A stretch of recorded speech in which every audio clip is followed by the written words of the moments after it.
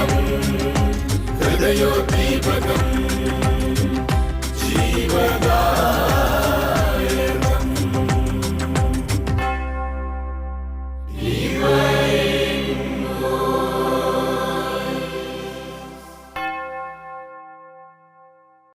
ഈശോ മിശിഹായ്ക്ക് സ്തുതിയായിരിക്കട്ടെ. നമുക്ക് ഒരുമിച്ച് പരിശുദ്ധ അമ്മയുടെ മാധ്യസ്ഥം പ്രാർത്ഥിക്കാം.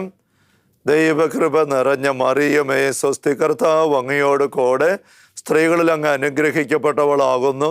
അങ്ങയുടെ ഉദരത്തിൻ്റെ ഫലമായി ഈശോ അനുഗ്രഹിക്കപ്പെട്ടവനാകുന്നു. പരിശുദ്ധ മറിയമേ, തമ്പുരാൻ്റെ അമ്മേ, പാപികളായി ഞങ്ങൾക്ക് വേണ്ടി ഇപ്പോഴും ഞങ്ങളുടെ മരണസമയത്തും തമ്പുരാനോട് അപേക്ഷിച്ച് കൊല്ലണമേ. ആമേൻ. പിതാവിനും പുത്രനും പരിശുദ്ധാത്മാവിനും സ്തുതി, അതിലെ പോലെ ഇപ്പോഴും എപ്പോഴും എന്നേക്കും. ആമേൻ. ഈശ്വരേറ്റം പ്രിയപ്പെട്ട സഹോദരരെ, ദുഷ്ടൻ അവനെ തൊടുകയില്ല എന്നുള്ളൊരു പൊതു ശീർഷകത്തിൽ നമ്മൾ ദൈവരായ രഹസ്യങ്ങൾ ഒന്നൊന്നായിട്ട് കണ്ടുകൊണ്ടിരിക്കുകയാണല്ലോ. ആ വചന പ്രബോധന പരമ്പരയുടെ 69ാമത്തെ സെഷനിലേക്കാണ് നമ്മളത് കടന്നു വന്നിരിക്കുന്നത്. Hallelujah, hallelujah, hallelujah. പ്രിയ സഹോദരരെ, കഴിഞ്ഞ സെഷൻ നമ്മൾ പറയുകയുണ്ടായി, പിശാചിൻ്റെ കടിയേറ്റ അല്ലെങ്കിൽ ഉപദ്രവമേറ്റ ആദ്യ മാതാപിതാക്കൾക്ക് വന്നു ഭവിച്ച 4 അപചയ മേഖലകൾ കഴിഞ്ഞ മുമ്പത്തെ നമ്മൾ കണ്ടു. പക്ഷെ ആ അപചയ മേഖലകൾ അവരെ കൊണ്ട് മാത്രം തീർന്നില്ല. അത് അവരുടെ പിൻതലമുറകളിലേക്ക്, മനുഷ്യർക്ക് മുഴുവനിലേക്കും പകർന്നു കിട്ടി എന്നുള്ളത് നമ്മൾ ഗൗരവത്തോടെ ശ്രദ്ധിക്കേണ്ട വിഷയമാണ്. ഹീലിംഗ് ദി ഫാമിലി ട്രീ എന്നൊരു ആശയം പങ്കുവെക്കുകയുണ്ടായി. അതേക്കുറിച്ചുള്ള ചില നിരീക്ഷണങ്ങൾ ഞാൻ പറഞ്ഞു. നമ്മൾ എസെക്കിയേലിൻ്റെ പുസ്തകം 18-ാം അധ്യായത്തിൽ പിതാക്കന്മാർ പച്ച മുന്തിരിങ്ങ തിന്നല, പുളിച്ച മുന്തിരി തിന്ന് മക്കളുടെ പല്ല് പുളിച്ചു, അതിനർത്ഥമില്ല, അങ്ങനെയൊക്കെയുള്ള കാര്യങ്ങൾ, അതിൻ്റെ പ്രസക്തി എന്നാൽ വ്യക്തിപരമായ ഉത്തരവാദിത്വ ഒരു പ്രവൃത്തിക്ക് അറിവോടെ സമ്മതത്തോടെ ചെയ്യുന്ന പ്രമാണ ലംഘനം മാത്രമേ ഒരു വ്യക്തിക്ക് പാവമായിട്ടുള്ളൂ. അപ്പോൾ കാരണവന്മാരായ വ്യക്തികൾ മുൻ തലമുറ ആരും ചെയ്ത ഏതെങ്കിലും ഒരു പാപത്തിന് നമുക്ക് ഒരിക്കലും ഉത്തരവാദിത്വം വരുന്നില്ല. ഇതൊരു യാഥാർത്ഥ്യമാണ്. എങ്കിലും സർവമത സഭയുടെ ഡോക്ടറേറ്റ് കമ്മീഷൻ 2010 നൽകിയ ആ ഒരു രേഖയിൽ നൽകിയ പ്രബോധനം, അതനുസരിച്ച് അതിനകത്ത് പറയുന്നതനുസരിച്ച് പിതാക്കന്മാർ ചോർത്തിക്കളയുന്ന കൃപ അല്ലെ വിറ്റ് കളയുന്ന സമ്പത്ത് അത് മക്കൾക്ക് അനുഭവിക്കാനായിട്ട് കിട്ടാതെ വരുന്നു. അങ്ങനെ ഒരു സ്വാധീനത്തിൻ്റെ സാധ്യത ഈ മേഖലയിലുണ്ട് എന്ന് ഉള്ള വസ്തുത, അതേക്കുറിച്ച് നമ്മൾ കുറച്ചുകൂടി ചിന്തിക്കേണ്ടതായിട്ടുണ്ട്.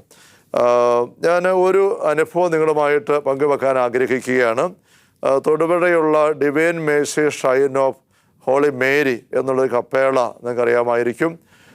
ആ കപ്പേളയിൽ മാതാവ് ഏർപ്പെടുത്തി കൊടുക്കുന്ന പല കാര്യങ്ങളിൽ ഒരു പ്രധാനപ്പെട്ട സന്ദേശം അവിടെ നൽകിയിരിക്കുന്നത്, ഓരോ വ്യക്തിയും ദൈവത്തിൻ്റെ പക്കലേക്ക് കരുണയ്ക്ക് വേണ്ടി പ്രാർത്ഥിക്കാനായിട്ട് വരുമ്പോൾ ആ വ്യക്തിയുടെ മുൻ തലമുറയിലുള്ള ഒരു 4 തലമുറയിൽപ്പെട്ട അപ്പൻ വഴി അമ്മ വഴിയുള്ള കാരണവന്മാർക്ക് വേണ്ടിയിട്ട് പ്രത്യേകമായിട്ട് പ്രാർത്ഥിക്കണം. അങ്ങനെ പ്രാർത്ഥിക്കുക വഴിയായിട്ടാണ് ഒരു സമഗ്രതയുള്ള സൗഖ്യത്തിലേക്ക് ഇന്ന് ജീവിക്കുന്ന വ്യക്തികൾ കടന്നു വരാനായിട്ട് സാധിക്കുക. അങ്ങനെ സന്ദേശം അവിടെയുണ്ട്. അത് കിട്ടിയപ്പോൾ അത് എങ്ങനെയാണ് എടുക്കേണ്ടത്, തലമുറകളുടെ ശാപത്തിൻ്റെ വിഷയമാണോ, ഇത് ശരിയാണോ ഒക്കെയുള്ള ചിന്തകളൊക്കെ ഒത്തിരി വന്നെങ്കിലും പിന്നീട് ഇതേപ്പറ്റി വിശദമായിട്ട് പഠിച്ച് വിലയിരുത്തി വന്നപ്പോൾ ബന്ധപ്പെട്ട വ്യക്തികൾക്ക് അത് ബോധ്യപ്പെട്ട് കിട്ടുകയുണ്ടായി. അപ്പോൾ അവിടെ റിപ്പോർട്ട് ചെയ്യപ്പെട്ടിരിക്കുന്ന ഒരു വിശ്വസനീയമായ സംഭവം എൻ്റെ ശ്രദ്ധയിൽപ്പെട്ടത് ഞാൻ നിങ്ങളുടെ ശ്രദ്ധയ്ക്ക് വെക്കുകയാണ്. തൊടുപുഴയിലുള്ള സെൻറ്റ് മേരീസ് ആശുപത്രിയിൽ ഏതാനും വർഷങ്ങൾക്ക് മുമ്പ് ചികിത്സ തേടി വന്ന ഒരു യുവാവിൻ്റെ അനുഭവമാണ് ഈ കപ്പലയുമായിട്ട് ബന്ധപ്പെട്ട് നമ്മൾ പറയുന്ന വിഷയമായിട്ട് വെളിച്ചം വീശുന്നതായിട്ടുള്ളത്. അതേക്കുറിച്ച് ഉള്ള ഒരു രേഖയിൽ ഇങ്ങനെയാണ് നമ്മൾ വായിക്കുന്നത്. 32 വയസ്സുള്ള ആരോഗ്യമുള്ള ഒരു ചെറുപ്പക്കാരൻ പനിയും ചുമയുമായി തൊടുപുഴ സെൻറ്റ് മേരീസ് ആശുപത്രിയിലെ കാഷ്വാലിറ്റിയിൽ വന്നു. ആരോഗ്യമുള്ള ഒരു ചെറുപ്പക്കാരന് കാണുന്നതിൽ നിന്നും വ്യത്യസ്തമായ ചില മാറ്റങ്ങൾ പരിശോധനയിൽ കണ്ടപ്പോൾ എക്സ്റേ എടുക്കുകയും ഹൃദയത്തിൽ നിന്നും ഉത്ഭവിക്കുന്ന പ്രധാനപ്പെട്ട രക്തധമനിയായ അയോർട്ട അപകടകരമായ വിധം വികസിച്ചിരിക്കുന്നതായിട്ട് കണ്ടു. Cardiologist doctor Mathew Abraham echocardiogram ചെയ്തു നോക്കിയപ്പോൾ പൊട്ടാറാവും വിധം വികസിച്ച അയോർട്ടിക് ആർച്ച് അന്യൂറിസം എന്ന രോഗം സ്ഥിരീകരിച്ചു. രോഗി എത്രയും വേഗം എമർജൻസി ഓപ്പറേഷന് വിധേയമാക്കുന്നതിന് കൂടുതൽ പരിശോധനകൾക്കായി വളരെ വേഗം തന്നെ എറണാകുളം ലിസി ഹോസ്പിറ്റലിലേക്ക് അയച്ചു. ലിസി ഹോസ്പിറ്റലിലെ കാർഡിയോളജിസ്റ്റ് ഡോക്ടർ റോണി മാത്യുവിന് കീഴിൽ അഡ്മിറ്റായ രോഗിയെ ആൻജിയോഗ്രാം, അയോട്ടോഗ്രാം എന്നീ ടെസ്റ്റുകൾ ചെയ്ത് രോഗത്തിൻ്റെ യഥാർത്ഥ അവസ്ഥ നിർണ്ണയിച്ചു. രക്തധമനി ഏത് നിമിഷവും പൊട്ടാൻ സാധ്യതയുള്ളതിനാൽ, ഒരു മരണത്തിൻ്റെ വളരെ ഗൗരവമുള്ള സാധ്യതയുള്ളതിനാൽ എത്രയും വേഗം രോഗിയെ ഓപ്പറേഷന് വിധേയനാക്കി നെഞ്ചു തുറന്ന് തകരാറിലായ രക്തധമനിയുടെ അത്രയും ഭാഗം മുറിച്ചു മാറ്റി അയോർട്ടിക് ആർച്ച് ഗ്രാഫ്റ്റ് ഫിറ്റ് ചെയ്യാൻ തീരുമാനമായി. ഇത് പങ്കുവച്ചിരിക്കുന്നത് ഈ കപ്പേളയുമായിട്ട് അടുത്ത് ബന്ധപ്പെട്ട് നിൽക്കുന്ന ഒരു doctor Joshi, Thodupuzha saint Mary's ആശുപത്രിയിൽ അദ്ദേഹം ഇപ്പോഴും ജോലി ചെയ്യുന്ന സേവനം അനുഷ്ഠിക്കുന്ന ആളാണ്. അപ്പം നേരിട്ട് അദ്ദേഹം കണ്ട് ബോധ്യപ്പെട്ട കാര്യം, ഞാനും ഇത് അദ്ദേഹത്തിൽ നിന്ന് നേരിട്ട് കേട്ടുള്ള കാര്യമാണ്. ബന്ധപ്പെട്ട കുറച്ച് വ്യക്തികൾക്ക് എനിക്ക് അറിയുകയും ചെയ്യാം. അവിടെ ഞാനിത് വ്യക്തമായിട്ട് ഇങ്ങനെ പറയുന്നത്. അപ്പോൾ അവിടുത്തെ കാര്യങ്ങൾ പങ്കുവെച്ചുകൊണ്ട് ഡോക്ടർ തന്നെ എഴുതിയ ഒരു പുസ്തകം തന്നെ ഇത് പങ്കുവച്ചിരിക്കുന്നതാണ് വായിച്ച് കേൾപ്പിക്കുന്നത്. Hallelujah, hallelujah. അപ്പോൾ ഈ 32 വയസ്സുള്ള വ്യക്തിയെ തൊടുപുഴ ഈ സെൻറ് മേരീസ് ആശുപത്രിയിലെത്തി, കുറച്ച് പനി ശ്വാസം മുട്ടലൊക്കെ പോലെ. പക്ഷേ പരിശോധിച്ചപ്പോൾ ഇങ്ങനെ ഒരു ഹൃദയത്തിൻ്റെ 4 പ്രധാനപ്പെട്ട രക്തധമനികൾ ഒന്നിങ്ങനെ വീർത്ത് പൊട്ടാറായിട്ടിരിക്കുന്നു. അത് എറണാകുളത്ത് വിട്ട് അവിടെ പരിശോധന നടത്തിയപ്പം അത് വളരെ കറക്റ്റാണ്, നിരീക്ഷണം എന്ന് മനസ്സിലായി. എത്രയും വേഗം ഓപ്പറേഷൻ ചെയ്യാനുള്ള ഒരു നിർദ്ദേശത്തിലേക്ക് വന്നു. പക്ഷേ ഈ കുടുംബം ഈ മാതാവിൻ്റെ കപ്പേളയിൽ പതിവായിട്ടൊന്ന് പ്രാർത്ഥിക്കുന്ന ഒരു കുടുംബമായിരുന്നു. അതുകൊണ്ട് അവർ അപ്പം തന്നെ ഈ വിഷയം മാതാവിൻ്റെ മുമ്പിൽ സമർപ്പിച്ച് പ്രാർത്ഥിച്ചു. അന്ന് ആ കപ്പേള എങ്ങനെ ഉണ്ടായി വരാൻ ഇടവന്ന സംഭവങ്ങൾ ചിലപ്പോൾ നിങ്ങൾ കേട്ടിട്ടുണ്ടാവും. അവിടെയുള്ള അതൊരു വീടായിരുന്നു. ആ വീട്ടിൽ താമസിച്ചിരുന്ന കുടുംബത്തിലെ ഒരു കൊച്ചിന് മാതാവിൻ്റെ ചില നിർദ്ദേശങ്ങളും ദർശനങ്ങളും സന്ദേശങ്ങളും കിട്ടാൻ തുടങ്ങി. അതിൻ്റെ ഫലമായിട്ടാണ് അവർ ആ വീട് കോതമംഗലം രൂപതയ്ക്ക് എഴുതി കൊടുത്ത് ഇന്നതൊരു കപ്പേളയായിട്ട് മാറിയിരിക്കുന്നത്. അപ്പം അന്ന് ആ കുട്ടി വഴി കിട്ടിയ മെസ്സേജുകൾ കിട്ടുന്നുണ്ടായിരുന്നു. അപ്പം ഈ കുട്ടി വഴി മാതാവിന് സന്ദേശം എടുത്തപ്പോൾ മാതാവ് ഈ കുടുംബത്തോട് പറഞ്ഞു, പെട്ടെന്ന് ഓപ്പറേഷൻ ചെയ്യാൻ പോകണ്ട, മറിച്ച് ഈ കപ്പേളയിൽ വന്നിട്ട് കുറേ ദിവസങ്ങൾ ഈ രോഗി ആയിരിക്കുന്ന വ്യക്തികളുടെ പൂർവികർക്ക് വേണ്ടിയിട്ട് തിരി കത്തിച്ച് പ്രാർത്ഥിക്കുക. അവിടെ മാതാവ് പറഞ്ഞിരിക്കുന്ന ഒരു കാര്യം, ഈ പൂർവികർക്ക് വേണ്ടി തിരി കത്തി സമർപ്പിച്ച് പ്രാർത്ഥിക്കാൻ. അതുകൊണ്ട് ആ കപ്പയുടെ പുറകുവശത്ത് അങ്ങനെ വിശാലമായ ഒരു ക്രമീകരണം, തിരികൾ കത്തിക്കാനുള്ള ക്രമീകരണം ചെയ്ത് വെച്ചിട്ടുണ്ട്. ആൾക്കാർ അങ്ങനെ പ്രാർത്ഥിക്കുന്നുണ്ട്. ഞാനിവിടെ പോയി പ്രാർത്ഥിച്ചിട്ടുണ്ട്. അപ്പോൾ അങ്ങനെ പ്രാർത്ഥിക്കാനാണ് ഇത് ആവശ്യപ്പെടുന്നത്. മാത്രമല്ല ഈ കപ്പയുടെ വന്നിരുന്ന് ഇവർക്ക് വേണ്ടി തിരി കത്തിച്ച് പ്രാർത്ഥിക്കുക, കരുണക്കൊന്തയിൽ പ്രാർത്ഥിക്കുക. അങ്ങനെ പ്രാർത്ഥിച്ച് മുന്നോട്ട് വന്നപ്പോൾ കുറച്ച് കാര്യങ്ങളും കൂടി വെളിപ്പെട്ട് കിട്ടുകയാണ്. നമ്മളിവിടെ ഇങ്ങനെ വായിക്കുകയാണ്, സന്ദേശങ്ങൾ അനുസരിച്ച് കുറേ ദിവസം പ്രാർത്ഥിച്ചപ്പോൾ ഒരു കാര്യം സത്യപ്പെട്ടു. ഇപ്പോൾ അസുഖമുണ്ടായിരിക്കുന്ന വ്യക്തിയുടെ പിതാവ് കുറേ വർഷങ്ങൾക്ക് മുൻപ് വാഴക്കുളം സെൻറ്റ് ജോർജ് ആശുപത്രിയിൽ വെച്ച് മരിച്ചിരുന്നു. അതും വളരെ സമാനമായ രോഗത്താലായിരുന്നു. എന്ന് വെച്ചാൽ നെഞ്ചിനകത്ത് ഒരു ചെറിയ അസ്വസ്ഥതയുണ്ടായി ആശുപത്രിയിൽ എത്തിച്ച് അല്പസമയത്തിനുള്ളിൽ ചെറിയ ശ്വാസം മുട്ടൽ വന്ന് രക്തം വാർന്നു പോയ അവസ്ഥയിൽ രോഗി മരിച്ചു. രക്തം വാർന്നു പോയെന്ന് വെച്ചാൽ ഇവിടെ ഡോക്ടർ വിശദീകരണം കുറിക്കുന്നുണ്ട്, പുറത്തേക്ക് രക്തം വരികയല്ല. ഈ ഹൃദയത്തിൻ്റെ ധമനി പൊട്ടിക്കഴിയുമ്പം ഹൃദയത്തിനകത്തുനിന്ന് ബ്ലഡ് നേരെ പുറത്തേക്ക് ഒഴുകി ഇറങ്ങിയിട്ട് അത് ഈ നെഞ്ചുകൂടിനകത്ത് വന്ന് നിറഞ്ഞ് ശ്വാസകോശവും കരളുള്ള ഈ നെഞ്ചുകൂടിനുള്ളിൽ മുഴുവൻ ബ്ലഡ് കൂടെ അങ്ങ് നിറയും, രക്തം കൊണ്ട് നിറയും. അപ്പം ശ്വാസം മുട്ടി ശ്വാസകോശമെല്ലാം ബ്ലഡിനകത്ത് വരുന്നതുകൊണ്ട് അങ്ങനെ ശ്വാസം മുട്ടൽ വരുന്നു. ശരീരത്തിൽ ഞരമ്പിൽ നോക്കിയ രക്തം കാണുകയില്ല, കാരണം ഇതെല്ലാം നെഞ്ചുകൊണ്ടെത്തും, പക്ഷെ പുറത്തേക്ക് വരികയില്ല. ഇങ്ങനെയാണ് ഈ ഒരു ധമനി പൊട്ടിയാലും മരണം സംഭവിക്കുക. അപ്പോൾ കൃത്യം അങ്ങനെ തന്നെയാണ് ഈ രോഗി അന്ന് മരിക്കാൻ ഇടവന്നത് എന്നുള്ളത് ഇവിടെ വ്യക്തമാവുകയാണ്. കുറേ ദിവസങ്ങൾ വീണ്ടും പ്രാർത്ഥിച്ചുകൊണ്ടിരുന്നപ്പോൾ കൂടുതൽ വെളിപ്പെടുത്തൽ ലഭിക്കുകയും രോഗിയുടെ വല്യപ്പനും ഇതേ രോഗം മൂലമാണ് മരിച്ചത് എന്ന് അന്വേഷണത്തിൽ മനസ്സിലാവുകയും ചെയ്തു. വെളിപ്പെടുത്തലും കിട്ടി. അന്വേഷിച്ച് കഴിഞ്ഞപ്പോൾ വല്യപ്പൻ മരിച്ച ഇതുപോലെ തന്നെ ഒരു പ്രത്യേക സാഹചര്യത്തിൽ ഒരു പക്ഷേ അധികം പ്രായം ചെല്ലാത്ത അവസ്ഥയിൽ ഇങ്ങനെ പെട്ടെന്ന് വന്നങ്ങ് മരിക്കുകയാണ് ചെയ്തത്. വീണ്ടും ഒരു പ്രാർത്ഥന തുടരുകയാണ് ദിവസങ്ങൾ ഈ കപ്പേളയിൽ വന്നിരുന്നിട്ട്. 3 തലമുറയിലുള്ള വ്യക്തികൾക്ക് ഒരേ വിധമുള്ള രോഗമുണ്ടാവുകയും 2 തലമുറയിൽപ്പെട്ടവർ ആ രോഗത്തെ തന്നെ മരിക്കുകയും ഈ തലമുറയിലെ വ്യക്തി രോഗിയായിരിക്കുകയും ചെയ്തതിന് കാരണവും തോന്നുന്നു വെളിപ്പെട്ട് കിട്ടുകയാണ്. ആ കാരണം ഇപ്രകാരമാണ് വെളിപ്പെട്ട് കിട്ടിയത്. ഇവർ പിന്നെ അന്വേഷിച്ച് ബോധ്യപ്പെട്ടെടുക്കുന്നതും 4 തലമുറ മുമ്പുള്ള ഒരു വല്യപ്പൻ, ഈ 32 വയസ്സായ വല്യപ്പൻ അന്നൊരു വീട് പണി പൂർത്തിയാക്കിയിട്ട് കയറി താമസത്തിൻ്റെ അവസരത്തിൽ ഒരു പണിക്കാരനുമായി ഒരു തർക്കമുണ്ടായി, വാക്ക് തർക്കമുണ്ടായി. അതിൽ കോപിഷ്ഠനായി വല്യപ്പൻ ഈ പണിക്കാരനെ അടിച്ചു. അടികൊണ്ട് ബോധം കെട്ട് വീണ് കിടന്ന ഈ പണിക്കാരൻ മരിച്ചുപോയി എന്ന് കരുതിക്കൊണ്ട് ഈ വല്യപ്പൻ, അന്നത്തെ കാലമാണ്, ഈ മനുഷ്യനെ വലിച്ചു കൊണ്ടുപോയി പറമ്പിക്കൊണ്ട് കുഴിച്ചു മൂടി. ആ കുഴിച്ചിടുന്നതിന് മുമ്പ് തൂമ്പാട് മാടുകൊണ്ട് നെഞ്ചിനിട്ട് ഒരു അടിയും കൂടെ കൊടുത്തുവെന്നാണ്. അതൊക്കെ വളരെ അരോചകമായ ഭീകരമായ ഒരു കാര്യമാണ്. അങ്ങനെ കുഴിച്ചിട്ട് കളഞ്ഞു. ഇതിങ്ങനെ വെളിപ്പെട്ട് കിട്ടുകയാണ്. ഇത്രയും കാര്യം വെളിപ്പെട്ട് കഴിഞ്ഞപ്പോഴേക്കും മാതാവ് ഈ പ്രാർത്ഥിക്കുന്ന വ്യക്തിക്ക് നിർദ്ദേശം കൊടുക്കുകയാണ്, ഓപ്പറേഷൻ ചെയ്യാനായിട്ട് ഇനി പോകാം. പക്ഷെ പോകുന്നതിന് മുമ്പ് 4 തലമുറയിൽപ്പെട്ട പൂർവികരെ മുഴുവനും ഗ്രോട്ടോയിൽ സമർപ്പിച്ച് പ്രാർത്ഥിക്കുക. കൊലപാതകം നടത്തിയ വ്യക്തിക്കും കൊല്ലപ്പെട്ട ജോലിക്കാരനും ഈ അസുഖം മൂലം മരണമടഞ്ഞ വല്യപ്പന്മാർക്കും വേണ്ടി കുർബാന ചൊല്ലിക്കാനും മാതാവ് നിർദ്ദേശിച്ചു. അത്തരം പ്രാർത്ഥനകൾ ചെയ്യാൻ വേണ്ടിയിട്ട് കൊലപാതകം നടത്തിയ വ്യക്തിക്ക് വേണ്ടി, കൊല്ലപ്പെട്ട പണിക്കാരന് വേണ്ടി, പിന്നെ മുൻ തലമുറയിൽ മരിച്ച ഈ പ്രത്യേക രീതി മരിച്ച അപ്പന്മാർക്ക് വേണ്ടിയിട്ട് കുർബാന ചൊല്ലിച്ച് കരുണക്കൊന്ത ചൊല്ലിയും പ്രാർത്ഥിക്കാനായിട്ട് അത് ആവശ്യപ്പെട്ടു. അവരത് ചെയ്തു. അതിനുശേഷം മദ്രാസിൽ മിയോട്ട് MIOT ഹോസ്പിറ്റലിൽ ഡോക്ടർ ബാഷി ഈ മനുഷ്യൻ്റെ ഓപ്പറേഷൻ നടത്തി. ആ വ്യക്തി ഇന്ന് ആരോഗ്യത്തോടുകൂടി ജീവിച്ചിരിക്കുന്നു. ഇത് കൃത്യമായിട്ട് സാക്ഷ്യപ്പെടുത്തപ്പെട്ടിരിക്കുന്ന ഈ നാളുകളിൽ ഒരു സംഭവമാണ്. കേൾക്കുമ്പോൾ നമുക്ക് വളരെ ഞടുക്കം പോലെ തോന്നും, അവിശ്വസനീയമായിട്ട് തോന്നും. ഇത് അച്ഛൻ ഇങ്ങനെ പങ്കുവെക്കുമ്പോൾ ചിലപ്പം കേൾവിക്കാരെ നിങ്ങൾക്ക് പോലും നെറ്റ് ചൊളിയും, ഇങ്ങനെയൊക്കെ സംഭവിക്കുമോ എന്നുള്ള ചോദ്യമൊക്കെ വരാം.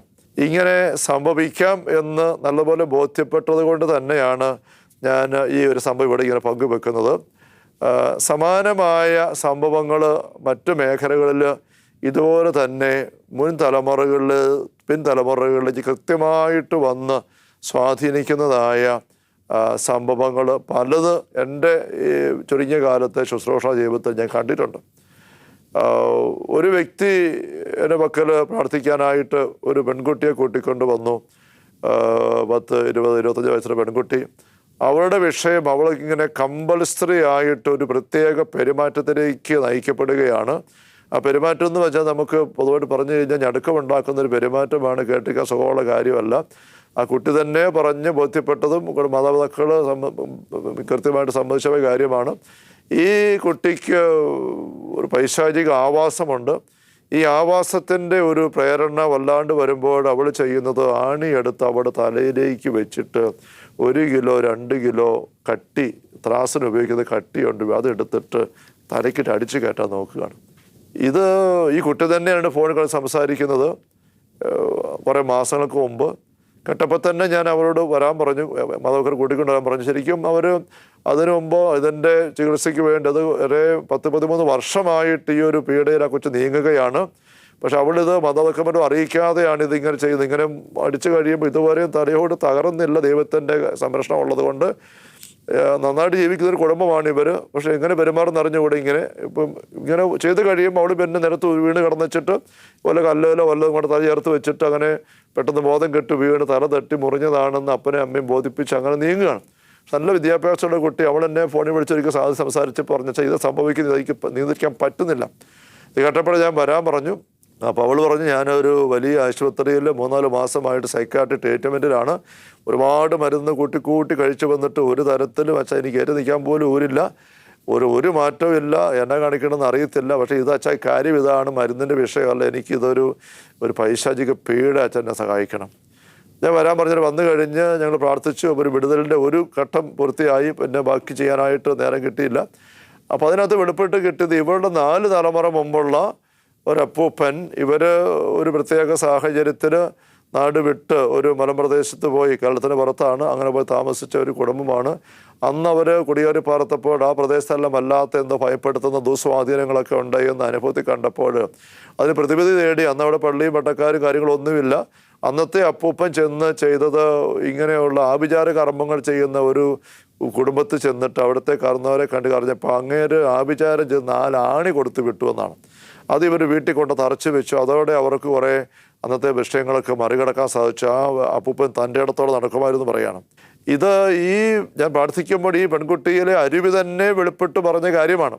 അപ്പൂപ്പൻ്റെ 4 തലമുറ അപ്പൂപ്പൻ്റെ കാലത്ത് ഈ കിട്ടിയ അവകാശമാണെന്ന് ഈ അരുവി പറയുന്നത്. നമ്മളൊരിക്കലും വിശ്വസിക്കാൻ പറ്റില്ല, പക്ഷേ അവഗണിക്കാനും പറ്റില്ല. അതേപോലെ ഞാൻ പിന്നീട് ഇപ്പോൾ ഉള്ള ഈ കുടുംബക്കാരുടെ അന്വേഷിച്ച് കഴിഞ്ഞപ്പോൾ മാതാപിതാക്കൾ പറഞ്ഞു ഇപ്പോഴും ആ പ്രദേശത്ത് ഇതേ രീതിയിൽ ആഭിചാര കർമ്മം ചെയ്യുന്ന ആ കുടുംബത്തിൻ്റെ ഇപ്പോഴത്തെ ആൾക്കാരുണ്ട്. ഇത് മാത്രമല്ല, ഇവരുടെ തന്നെ കുടുംബത്തിലെ മറ്റ് ചില വ്യക്തികൾ ആ ആൾക്കാരൊക്കെ ചെന്നിട്ട് ചില പ്രശ്നപരിഹാരത്തിന് വേണ്ടിയിട്ട് ഇങ്ങനെ സമീപിച്ചപ്പോൾ അവർ ഇതുപോലെ തന്നെയാണ് ഈ ആഭിചാരം ചെയ്ത് കൊടുത്തുവെന്നും അവരുടെ വീട്ടിൽ കൊണ്ട്, ഇവരുടെ വീട്ടിലല്ല, ഇവരുടെ കുടുംബത്തിൽ മറ്റേ വീട്ടിൽ കൊണ്ട് തറച്ചുവെന്നും പ്രശ്നങ്ങളുണ്ടായി പിന്നെ അയച്ചു കളഞ്ഞുവെന്നും ഇങ്ങനെ വിഷയങ്ങളും വന്നു. അപ്പോൾ ഇതെല്ലാം കൂടെ ചേർത്ത് വെച്ച് നിരീക്ഷിച്ചപ്പോൾ കുറെ സംസാരിച്ചപ്പോൾ എനിക്ക് ബോധ്യപ്പെട്ട കാര്യം, ഇന്ന് ഈ പെൺകുട്ടി വ്യക്തിപരമായിട്ടൊരു തിന്മയ്ക്കും പോകുന്നയാളല്ല, പങ്കെടുത്ത് ജീവിക്കാൻ നോക്കുന്നയാൾ, സഭയോട് ചേർന്നും പള്ളിയോട് ചേർന്ന് സഹകരിച്ച് പോകുന്ന വ്യക്തി. പക്ഷേ ഇവക്ക് ഇടയ്ക്കിടയ്ക്ക് ശക്തമായ പ്രേരണ വരുന്ന തലയിൽ ഇങ്ങനെ ആണി അരച്ച് കയറണം. ഇത് കേൾക്കുമ്പോൾ സുഖമുള്ള കാര്യം വരുന്ന എനിക്ക് ഞാൻ പങ്കുവെക്കും. പക്ഷേ സ്നേഹമുള്ള സഹോദരങ്ങൾ, നമ്മൾ ചില യാഥാർത്ഥ്യങ്ങൾ അത് മനസ്സിലാക്കി എങ്കിലേ ഒരു പരിഹാരം ഉണ്ടാക്കാൻ പറ്റുള്ളൂ. സർക്കാർ ഈ പുകവലിയിലൂടെ ക്യാൻസറൊക്കെ ഉണ്ടാകുന്നത് പുകവലി ഹാനികരമാണെന്നൊക്കെ പണ്ട് എഴുതി വെക്കുമായിരുന്നു, ഓരോ സിഗരറ്റ് പാക്കറ്റിലും ഒക്കെ. അതും അങ്ങനെ എഴുതി വെച്ചിട്ട് പിന്നെ ആൾക്കാർ ഉപയോഗിക്കുന്നത് കണ്ടിട്ട് സർക്കാർ ഇപ്പോൾ ചെയ്യുന്നത് നമുക്കറിയാം. ഓരോ സിഗരറ്റ് പാക്കറ്റിലും നല്ല മൾട്ടി കളറിൽ ക്യാൻസർ വന്ന് പഴുത്ത് വല്ലാണ്ടിരിക്കുന്ന ശരീരഭാഗത്തിൻ്റെ ക്ലോസപ്പ് ഫോട്ടോ എടുത്തിട്ട് വലുപ്പത്തിൽ കൊടുത്ത് പ്രിൻ്റ് ചെയ്ത് വെച്ചിരിക്കാം. അത് കണ്ടാൽ നമുക്കൊന്ന് നോക്കാൻ പോലും പറ്റില്ല. ആ സിഗരറ്റ് പാക്കറ്റ് വലിച്ച് എറിയാനേ തോന്നുള്ളൂ. എന്നിട്ടും ഞാൻ ആയിരിക്കും ധ്യാനകേന്ദ്രത്തിൽ പണിക്കാർ വന്ന് പണി നടത്തിയ ഒരു അവസരത്തിലുണ്ടൊരു പാക്കറ്റ് നിരത്തി എടുത്ത് നോക്കിയപ്പോൾ ഇങ്ങനത്തെ പടമാണ്. ഞാൻ ചോദിച്ചു, ഇത് ആരെ ഇവിടെ കൊണ്ടുവന്നത്, ആരാ ഇത് വലിക്കുന്നത്, നിങ്ങളാരാ ഇത്? അപ്പം ഒരു മനുഷ്യൻ, അച്ഛാ ഞങ്ങളാകട്ടോ. ഞാൻ ഇത് കണ്ടിട്ട് എങ്ങനെ വലിക്കാൻ പറ്റുന്നേ? അപ്പോൾ ആ മനുഷ്യൻ പറയും, അച്ഛാ ഞങ്ങൾ അങ്ങോട്ട് നോക്കാതെയാണ് ഇത് വലിച്ചെടുക്കാൻ നിന്നിട്ട് വലിക്കുമെന്ന് പറയും. ഞാനിത് പറഞ്ഞതെന്ന് വെച്ചാൽ സർക്കാർ അതുപോലെ പേടി തോന്നുന്നൊരു ചിത്രം വരെ അടിച്ചു കൊടുത്തിരിക്കുകയാണ്. പേടി തോന്നുന്ന കാര്യങ്ങളെല്ലാം ഒഴിവാക്കി വെക്കേണ്ട കാര്യങ്ങളല്ല എന്നാണ് ഞാൻ സൂചിപ്പിക്കുന്നത്. പേടി തോന്നുന്ന കാര്യങ്ങൾ നമ്മൾ പരിഗണിക്കേണ്ട പോലെ പരിഗണിച്ചിട്ട് അതിൻ്റെ അപകടങ്ങൾ മറികടക്കാനുള്ള കരുതലെടുക്കണം. അത് കൊടുക്കാതെ പേടിക്കൊണ്ട് പറയണ്ട, ചെന്ന് വീടുമ്പോൾ അനുഭവിച്ചോട്ടെന്ന് പറഞ്ഞാൽ ശരിയാവുകയില്ല. നമ്മുടെ കുടുംബങ്ങളിൽ സംഭവിക്കുന്ന പല കാര്യങ്ങളുടെ പുറകിലും, നമുക്ക് നിയന്ത്രിക്കാൻ മേലാവരെ പല കാര്യങ്ങളുടെ പുറകിലും മുൻ തലമുറകളിലൂടെ കടന്നു കയറി തിന്മയുടെ സ്വാധീനങ്ങൾ കിടക്കുന്നുണ്ട്. ഞാൻ പറഞ്ഞ 2 സംഭവങ്ങൾ, ഒന്ന് എൻ്റെ വ്യക്തിപരമായ പേഴ്സണലായുള്ള ശുശ്രൂഷ അനുഭവത്തെ നേരിട്ട് കൈകാര്യം ചെയ്ത് അറിഞ്ഞ ഒരു വിഷയമാണ് ഞാനിൻ്റെ വിഷയം പറഞ്ഞത്. രണ്ടാമത്തേതും ഇതുപോലെ തന്നെ വ്യക്തിപരമായി നാളുകളിൽ ഈ തൊടുപുഴ കപ്പൽ സംഭവിച്ച് രേഖപ്പെടുത്തുന്ന ഒരു കാര്യമാണ്.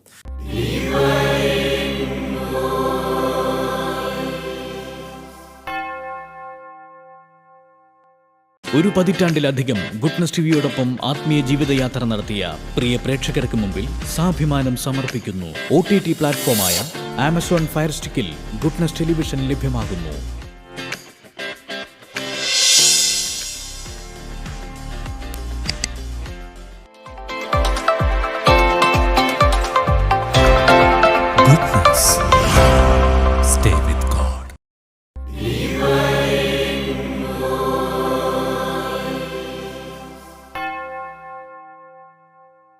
ഇത്രയും കാര്യം ഇത് രണ്ടും ഇച്ചിരി കട്ടിയായ സംഭവങ്ങൾ അതെനിക്കറിയാം.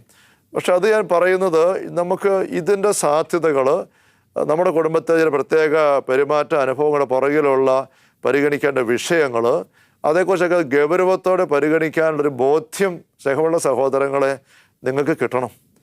ബോധ്യം കിട്ടിയാൽ മാത്രം പ്രതിവിധിക്ക് വരികയും ചെയ്യണം. പ്രതിവിധി ഉണ്ട്, അതുകൊണ്ടാണ് പ്രതിവിധി ഉണ്ട്, നമുക്ക് പരിഹരിക്കാൻ പറ്റും. അപ്പോൾ ആ പ്രതിവിധിയുടെ ആ കാരണമായിരിക്കുന്ന അവസ്ഥയിൽ ഒരു പരിഹാരം ഉണ്ടാക്കാതെ നമുക്ക് ഇപ്പോഴത്തെ അവസ്ഥയ്ക്ക് പരിഹാരം ഉണ്ടാക്കാൻ പറ്റുകയില്ല. ഒരു വാർക്ക കെട്ടിടത്തിൽ വീടിനകത്തോട്ട് ഇങ്ങനെ മുകളിലത്തെ വാർക്കയിൽ നിന്ന് വെള്ളം ഇറ്റിട്ട് വീഴുകയാണ്. അതിങ്ങനെ മഴക്കാലത്തെല്ലാം വെള്ളം ഇറ്റിട്ട് വീഴും, വാർക്ക ചോർച്ച. ആ വെള്ളം ഇറ്റിട്ട് വീഴുന്നത് അടിയിൽ നിന്ന് ഇങ്ങനെ തൂക്കുന്നു, തുടയ്ക്കുന്നു, അത് പാത്രം വെക്കുന്നു, അല്ലെ പ്ലാസ്റ്റിക് ഗ്ലാസ് വിരിച്ച് വെക്കുന്നു.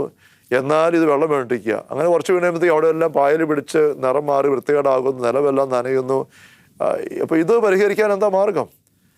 ഇത് എല്ലാ ദിവസവും തുടയ്ക്കുക, എല്ലാ ദിവസവും തൂക്കുക, അല്ലെ പാത്രം വെക്കുക, അല്ലെങ്കിൽ ഷീറ്റ് വലിച്ചു കെട്ടുക, പെയിൻ്റ് അടിക്കുക, ഇതൊന്നും ശാശ്വതമായ പരിഹാരമല്ല.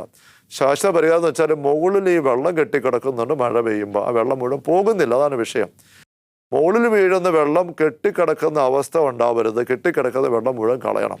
ആ കെട്ടിക്കിടക്കുന്ന വെള്ളം തീരാതെ പെരയ്ക്കകത്തോട്ട് ഇത് ഇറ്റിറ്റ് വീഴുന്ന അവസ്ഥ തീരുകയില്ല എന്ന് പറഞ്ഞതുപോലെ സ്നേഹമുള്ള സഹോദരങ്ങൾ, നമ്മുടെയൊക്കെ മുൻ തലമുറകളിൽ ഒരുപാട് അനുഗ്രഹങ്ങൾ, പുറപ്പാട് പുസ്തകം 20-ാം അധ്യായത്തിൻ്റെ ആദ്യ വാക്യങ്ങളിൽ 1-ാം പ്രമാണത്തെപ്പറ്റി പറയുമ്പോൾ തമ്പുരാൻ തന്നെ പറഞ്ഞ് കാണുന്നുണ്ട്, എന്നെ സ്നേഹിക്കുകയും കൽപ്പന പാലിക്കുകയും ചെയ്യുന്ന വ്യക്തികളുടെ മക്കളെ 1000 തലമുറകൾ അവർ ഞാൻ അനുഗ്രഹിക്കും. അതേസമയം അതിന് മറുവശം പറയുന്നുണ്ട്, എൻ്റെ കൽപ്പന ലംഘിക്കുകയും മറുതലിക്കുകയും ചെയ്യുന്ന വ്യക്തികളുടെ മക്കളിലേക്ക് 4 തലമുറ വരെ ശിക്ഷയുടെ അനുഭവം. 1000 തലമുറകളിലേക്ക് അനുഗ്രഹം ഒഴുകി ഇറങ്ങുമെന്ന് പറയുമ്പം 4 തലമുറ വരെ ശിക്ഷയുടെ അനുഭവം വരുന്നു എന്നൊരു പറച്ചിലുണ്ട്, വചനം കാണുന്നുണ്ട്. അത് ദൈവം ശിക്ഷിക്കുന്നതാണോ ഇല്ലെന്നുള്ള പിന്നെ നമുക്ക് ചിന്തിക്കാം, അതിലേക്ക് കുറച്ചുകൂടെ വരണം. ശിക്ഷിക്കുന്നതല്ല യഥാർത്ഥത്തിൽ, മറിച്ച് പ്രമാണലംഘനം വഴിയായിട്ടൊരു കറന്നോര് നഷ്ടപ്പെടുത്തിയ കൃപയുടെ ഇല്ലായ്മ മക്കളുടെ മക്കളിലേക്ക് വന്നിട്ട് ആ ഇല്ലായ്മയിൽ ഇവർ ഞെരുങ്ങാനിട വരുന്നതാണ്. അല്ലെ ഇപ്പോൾ ഞാൻ ഈ ആണിയുടെ വിഷയം പറഞ്ഞതുപോലെ അകത്തേക്ക് ഒന്നാം പാപം ലംഘിച്ചുകൊണ്ട് പൈശാചിക അരൂപികളുടെ സേവ സ്വീകരിച്ച് കുടുംബത്തിൽ കൊണ്ടുവന്ന് വിളിച്ച് കയറ്റി വെച്ച കടന്നവർ ഒരു പ്രത്യേക കാര്യം നടക്കാൻ വേണ്ടി ചെയ്തതാണ്. അങ്ങനെ മരിച്ചുപോയി, കടന്നുപോയി. പക്ഷെ അങ്ങനെ അകത്ത് കയറ്റി വെച്ച് തെന്മേടി അരുവിൽ കിടന്ന് കളിച്ച് തലമുറകളിലേക്ക് അതിൻ്റെ ദുസ്വാധീനം വന്നിട്ട് ഇന്നത്തെ തലമുറയിലുള്ള വ്യക്തികൾ ഞെരുങ്ങാൻ ഇടവരുന്നു. അപ്പോൾ ഇന്നത്തെ സാഹചര്യങ്ങൾ ഉണ്ടെന്ന് നമ്മൾ മനസ്സിലാക്കണം. അപ്പം ഇത് നമ്മൾ ഒരു ഭയത്തിൻ്റെ വിഷയമായിട്ട്, ചിന്തിക്കേണ്ടാത്ത വിഷയമായിട്ട് പറഞ്ഞ് മാറ്റിവെക്കേണ്ട കാര്യമല്ല, മറിച്ച് കരുതലോടെ കൈകാര്യം ചെയ്യേണ്ട വിഷയമാണ്. അപ്പം ഇങ്ങനെ ചിന്തിക്കുമ്പോൾ രണ്ട് കാര്യങ്ങൾ. ഒന്ന്, ഇങ്ങനെ സാധ്യതയുണ്ടോ, ഇങ്ങനെ സ്വാധീനം വരുമോ എന്നുള്ളത് ഒരു കാര്യം. രണ്ടാമത്തേത്, ഇനി വരികയാണെന്നുണ്ടെങ്കിൽ കൃത്യമായിട്ട് ഇങ്ങനെ വരുമോ, രണ്ടാമത്തെ കാര്യം. നമുക്ക് പഴയ നിയമത്തിൽ ഉൽപ്പത്തി പുസ്തകത്തിൽ യാക്കോബ് ലാബാൻ, അമ്മായിയപ്പനായ ലാബാൻ്റെ പക്കൽ നിന്നും തൻ്റെ ഭാര്യമാരെ മക്കളെല്ലാം കൂട്ടിക്കൊണ്ട് സ്വന്തം അവകാശം മേടിച്ചുകൊണ്ട് പോകാനായിട്ട് ഒരുങ്ങുന്ന ഒരു രംഗം നമ്മൾ വായിക്കുന്നുണ്ടല്ലോ. അങ്ങനെ ഒരുങ്ങുമ്പോൾ ആടുകളെയെല്ലാം വീതം വെക്കാനായിട്ട് അവർ അമ്മായിയപ്പനും മരുമോനും തമ്മിൽ സംസാരിക്കുമ്പം മരുമോനായ യാക്കോബ് പറയുന്നൊരു നിർദ്ദേശം നമ്മൾ ശ്രദ്ധിച്ചിട്ടുണ്ട്. അടുത്ത വർഷം അല്ലെ പിന്നെ വീതം വെക്കുന്ന സമയമാകുമ്പോഴേക്കും പാണ്ടും പുള്ളിയുള്ള ആടുകളെല്ലാം ഞാൻ എടുത്തോളാം, ഒറ്റ കളർ ഉള്ളതിനെല്ലാം അമ്മായിപ്പനെടുത്തു. അമ്മായിപ്പൻ നോക്കിയപ്പോൾ ഒരുപക്ഷെ ഭൂരിഭാഗവും നല്ല ഒറ്റ കളർ ആടുകളാണ്, കൊള്ളാമല്ലോ എന്ന് അമ്മായിപ്പൻ വിചാരിച്ചു. പക്ഷേ യാക്കോബിന് കൃത്യം ഒരു പ്ലാൻ ഉണ്ടായിരുന്നുവെന്നാണ്. നമ്മൾ ഉൽപ്പത്തി 30-ാം അധ്യായത്തിൽ 37 മുതലുള്ള തിരുവചനങ്ങൾ വായിക്കുകയാണ്. ആ ധാരണ ഉണ്ടാക്കിയിട്ട് യാക്കോബ് ചെയ്യുന്നത്, ഈ ആടുകൾ വെള്ളം കുടിക്കാൻ വരുന്ന പാത്തികളുടെ അടുത്ത് ഈ ബദാമിൻ്റെയും ഇലവിൻ്റെയും ഒക്കെ കമ്പുകൾ വെട്ടിയെടുത്തിട്ട് അതിലിങ്ങനെ കത്തികൊണ്ട് ഇങ്ങ് തൊലി കളഞ്ഞിട്ട് പാടുകളുണ്ടാക്കി, വെളുത്ത പാട്, തടിയുടെ പാട്, അകത്തെ കമ്പിൻ്റെ പാട് കാണുന്നവർ വെച്ചിട്ട് ഈ ആടുകൾ ഇങ്ങനെ വെള്ളം കുടിക്കാൻ വന്നിടത്ത് കുത്തി നാട്ടി നിർത്തി, നല്ല ആരോഗ്യമുള്ള കരുത്തുള്ള ആടുകൾ കുടിക്കാൻ വരുന്നിടത്ത് അവിടെയാണ് ഇവർ ഇണ ചേർന്നിരുന്നാണ് പറഞ്ഞിരിക്കുന്നത്. ഇണ ചേർന്നുകൊണ്ടിരിക്കും, അവിടെ പിന്നെ കൂടി കമ്പ് കുത്തിവെക്കും. അപ്പോൾ ഈ പാണ്ടും പുള്ളിയുമുള്ള കമ്പുകൾ നോക്കിക്കൊണ്ട് ഇണ ചേർന്ന ആടുകൾക്ക് കുഞ്ഞുങ്ങളുണ്ടായപ്പം അവരുടെ ദേഹത്തെല്ലാം പാണ്ടും പുള്ളി ഉണ്ടായി. അപ്പോൾ ഊരില്ലാത്ത കരുത്തില്ലാത്ത ആടുകൾ വന്നപ്പോൾ കമ്പ് മാറ്റി വെച്ചു. ഇവിടെ കൃത്യം നമ്മൾ വായിക്കുകയാണ്. അപ്പോൾ അവർക്കുള്ള കുഞ്ഞുങ്ങൾ ഒറ്റ കളറിലുണ്ടായി. അപ്പോൾ നാളുകൾ കഴിഞ്ഞപ്പോഴത്തേക്കും ലാഭം വീതിക്കേണ്ട അവസരം വന്നപ്പോഴും നല്ല കരുത്തുള്ള ആട്ടിൻപറ്റങ്ങൾ ഒത്തിരി എണ്ണം പാണ്ടും പുള്ളിയായിട്ട് അതുപോലെ യാക്കോബിൻ്റെയിലോട്ട് വന്നു. ഇങ്ങനെ സംഭവം ഇത് ശാസ്ത്രീയമായിട്ട് തെളിയിക്കാൻ പറ്റുമെന്നൊക്കെ ചോദിച്ചാൽ എനിക്ക് ഉത്തരവൊന്നും പറയാനില്ല. പക്ഷെ ഇത് ബൈബിളിൽ കിടക്കുന്നുണ്ട്. സമാനമായ രീതി ചില സംഭവങ്ങളൊക്കെ ഞാൻ കണ്ടിട്ടുണ്ട്. ഒരിക്കലും ഒരു പെൺകുട്ടിയുടെ നെറ്റിയൊരു പൊട്ടുമായിട്ട്, ഞാൻ വികാരി അന്നേരം വള്ളിയിലാണ്, പൊട്ടുമായിട്ട് വന്നപ്പോൾ ഞാനിതിങ്ങനെ ചോദിച്ചു തന്നെ പൊട്ടിങ്ങനെ ചോദിച്ചപ്പം അമ്മ പറഞ്ഞു, അച്ഛാ അത് അവൾ പൊട്ട് കൊത്തിയിരിക്കുന്നതല്ല, അവൾ ഉദരത്തിലായിരിക്കുമ്പോൾ അവളുടെ മൂത്ത സഹോദരൻ 2 വയസ്സോ 3 വയസ്സോ ഉണ്ട്. അമ്മയുടെ അടുത്ത് വന്നിരുന്ന അമ്മയുടെ ഉദരത്തിലുള്ള കുഞ്ഞിനെ നോക്കി എനിക്കൊരു കുഞ്ഞു പെങ്ങളെ കെട്ടണം, ഞാൻ ആ കുഞ്ഞു പെങ്ങൾക്ക് എന്നെ പേരിടും, ഒരു പേരും പറഞ്ഞു. എന്നിട്ട് ആ കുഞ്ഞു പെങ്ങൾക്ക് ഞാൻ പൊട്ട് കുത്താന്ന് പറഞ്ഞ് അമ്മയുടെ വയറ്റത്ത് ഇങ്ങനെ അമ്മയുടെ ഐബ്രോ പെൻസിൽ കൊണ്ട് ഇങ്ങനെ വട്ടത്തിൽ പൊട്ട് കുത്തുമായിരുന്നു. ഇത് പലപ്പോഴും ഈ പയ്യൻ ചെയ്യുമായിരുന്നു, ഈ 2-3 വയസ്സുള്ള പയ്യൻ. അങ്ങനെ ചെയ്തു. ഈ കുഞ്ഞ് ജനിച്ചപ്പോൾ ഒരു പെങ്കൊച്ചാണ്. അവൻ പറഞ്ഞ കൊച്ചിന് പേരിട്ടു. ആ കൊച്ചിൻ്റെ നെറ്റിയിൽ ഇതേ ഒരു പൊട്ടുണ്ട്. അങ്ങനെ കൊച്ച് ജനിച്ചു വന്നത്. ഇത് അമ്മയുടെ വയറ്റത്താവ് വരച്ച് വെച്ചുകൊണ്ടുണ്ടാകാന്ന് ചോദിച്ചാൽ ഉത്തരം പറയാനില്ല. പക്ഷേ അവർ പറയുകയാണ്, ഈ മോന് വന്ന് എൻ്റെ വയറ്റത്ത് ഇങ്ങനെ എൻ്റെ കുഞ്ഞു പെങ്ങളായിരിക്കണം വാവ, ആ വാവയ്ക്ക് ഞാൻ പൊട്ട് കുത്തുകയാണെന്ന് പറഞ്ഞുകൊണ്ട് ഇങ്ങനെ വരയ്ക്കുമായിരുന്നു അമ്മയുടെ വയറ്റത്ത് വരച്ച് വെക്കുന്നതെല്ലാം പിള്ളേരുടെ ദേഹത്ത് ഉണ്ടാകുമെന്ന് ചോദിച്ചാൽ എനിക്ക് ഉത്തരവൊന്നുമില്ല. പക്ഷേ ഇങ്ങനത്തെ കാര്യങ്ങൾ ഉണ്ടായി എന്നുള്ളൊരു യാഥാർത്ഥ്യമാണ്. ഇപ്പം ഞാനിത് ഒരു അനുഭവം എനിക്ക് നേരിട്ട് അറിയാവുന്ന കേസ് പറഞ്ഞതാണ്. യാക്കോബിൻ്റെ സംഭവം അങ്ങനെ കിടക്കുന്നു. ഓക്കെ, അപ്പോൾ ഇത്രയും കാര്യം നമ്മളൊന്ന് പരിഗണിച്ചല്ലോ സ്നേഹമുള്ള സഹോദരങ്ങളെ. അപ്പോൾ നമുക്ക് ഈ ആദ്യ മാതാപിതാക്കൾ പൈശാചികമായ ദുസ്വാധീനങ്ങൾക്ക് അടിപ്പെട്ടു എന്നുള്ള യാഥാർത്ഥ്യം, അതിലൂടെ നരകരാജ്യം കയറി വന്നു എന്നുള്ള യാഥാർത്ഥ്യം, 4 മേഖലകളിൽ അതിൻ്റെ വലിയ അപചയങ്ങൾ ഉണ്ടായി എന്നുള്ളത് നമ്മൾ കണ്ടു യാഥാർത്ഥ്യം. ഈ 4 മേഖലകളിലെ അപചയങ്ങൾ അവരെ കൊണ്ട് മാത്രം തീർന്നില്ല എന്നുള്ളതാണ് നമ്മൾ ഗൗരവത്തിൽ പരിഗണിക്കേണ്ട ഒരു വിഷയം. അത് പിൻതലമുറകളിലേക്ക് പകർന്നു കിട്ടി. അതേക്കുറിച്ച് സഭ പഠിപ്പിക്കുന്ന മേഖലയാണ് ഉത്ഭവപാപത്തിൻ്റെ മേഖല. അത് നമ്മൾ ഗൗരവമായിട്ട് കാണണം. ആ ഉത്ഭവപാപത്തിൻ്റെ പ്രസക്തിയെപ്പറ്റി നമ്മൾ ചിന്തിക്കുമ്പോൾ ഏതെല്ലാം തലങ്ങളിലേക്ക് വരാം എന്നുള്ളതിൻ്റെ ചില ഉദാഹരണങ്ങളാണ് ഇപ്പോൾ ഞാൻ ഈ സെഷനിൽ പങ്കുവെച്ചത്. അല്പം ഞടുക്കുന്നതും അവിശ്വസനീയമായിട്ട് തോന്നിക്കാണും. പക്ഷെ അങ്ങനെ തോന്നിയവർ ശങ്കിക്കരുത്, നിങ്ങൾ വെയിറ്റ് ചെയ്യുക. നമുക്ക് ഈ വിചിന്തനം ഏതാനും സെഷനുകൾ മുന്നോട്ട് നീങ്ങുമ്പോൾ അതിൻ്റെ വ്യക്തത നിങ്ങൾക്ക് കിട്ടും. Hallelujah, hallelujah, hallelujah. കർത്താവ് ഈശോ മിശിഹായുടെ സമൃദ്ധമായ കൃപയും അനുഗ്രഹങ്ങളും പിതാവായ ദൈവത്തിൻ്റെ അവർണ്ണനീയമായ സ്നേഹവും പരിശുദ്ധാത്മാവായ ദൈവത്തിൻ്റെ നിരന്തരമായ സഹവാസ സ്നേഹമുള്ള സഹോദരങ്ങളെ നാം എല്ലാവരും കൂടി ഉണ്ടായിരിക്കട്ടെ, ഇപ്പോഴും എപ്പോഴും എന്നേക്കും. ആമേൻ. ഈശോ മിശിഹായ്ക്ക് സ്തുതി ആയിരിക്കട്ടെ.